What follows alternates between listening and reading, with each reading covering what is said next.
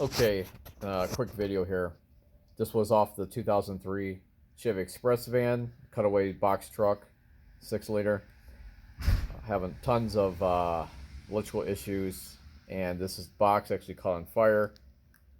I think it was the starter or fuel pump, one of these.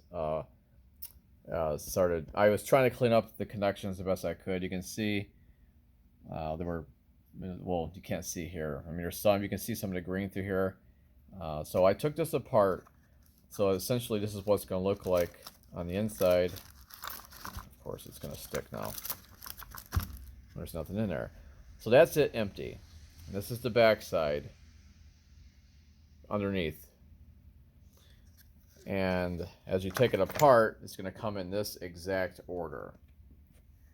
So it's 1, 2, 3, 4, 5 circuits together. And you can see this is the very top that goes underneath this, where all the fuses go. So this is going to go underneath here. And you can see even on the term, even everywhere, it was corrosion in here. And I bent this up a little bit trying to take it apart. And this was one I was not going to try to clean up. There's all the old fuses. And this board went directly underneath that board.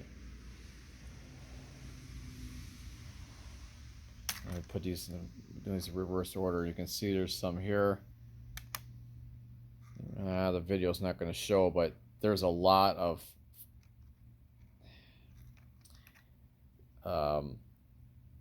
corrosion. Most of this looks shiny, but if you can't zoom in close to see, but some of these pens were corroded and the discoloration on them. And here's the other board. I see, you can see right here. Now this is 4 layers deep. So this is in between these. These all pushed together. Like these 3 pens are going to go in here. So you see how that works? They're all just going to go in and push into each other. So that essentially the very top board, this board, all these empty slots are going to have these pens sticking through them. So this whole board will be full. And these stick up through here, and then your fuses and relays and modules go in there. So there's the corrosion on that one, there's the corrosion on that one, and then here's the bottom one. The one that was farthest away, and you can see corrosion got in there. I mean, it's hard to see. It looks good here, nice and shiny, but it is not. Boy, it sure looks shiny from here, but it's not. And then the back sides, they were all wet, as you can see. That part you can see it's wet.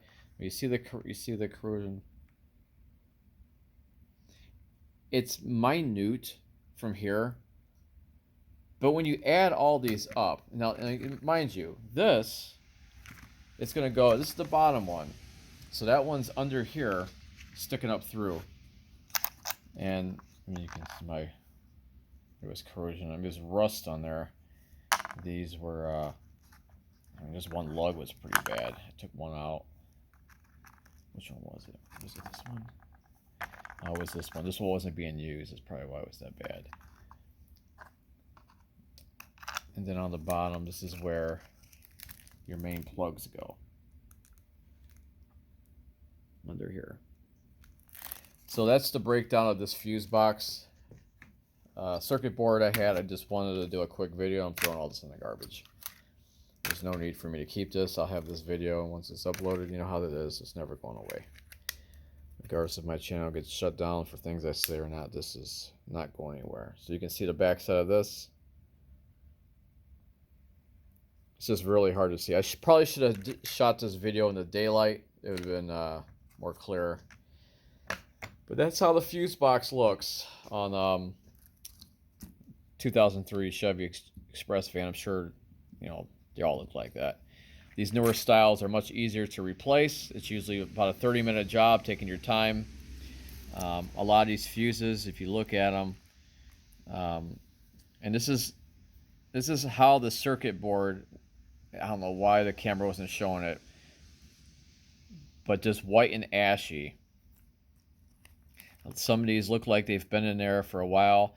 And when I was diagnosing a few other issues as far as the fuel pump and then time it wasn't cranking and then the horn, these fuses were in here and they looked good. I didn't pull them out. I mean, I tested them. Some wouldn't even test because these were so corroded on the top, and yet the fuse was showing good visibly, but it was so much corrosion that it was built up to where it was enough resistance, wasn't allowing any current to pass through. So sometimes I would have the hot on the one side if I scraped my test light on there enough, but the other side wouldn't get any contact. But then when I pulled the fuse out and looked at it, some, and they're not in here because I did replace some, were actually corroded on the inside. So they weren't blown, but they were still considered open if they weren't getting current to pass through. Where are the other ones? Some of these, yeah, I did take a lot of these out, but they're all wet too, and you can see these modules.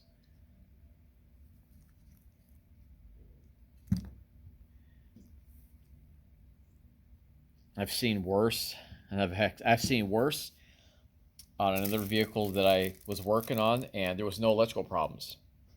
So we sprayed some stuff in there best we could and dried it out as fast as we could. And then I had a fuse box that looked great. I mean, it looked great. The cover it sealed it perfect. It was actually hard to get off, and it was dry in there. And it had a bad fuse box. We took it out. I took it out. Started taking it apart, and it wasn't as easy as this one. And sure enough, it was a whiteboard, and there was all white calcium buildup, green, and wet.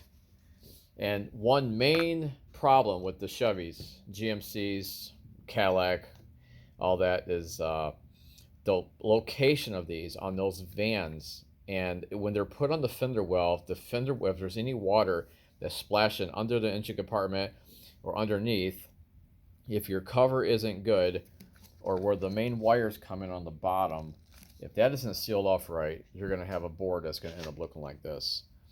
And I was almost hoping that when I took this apart, we were going to see like a little mice nest in there, but there wasn't. All right. Thank you.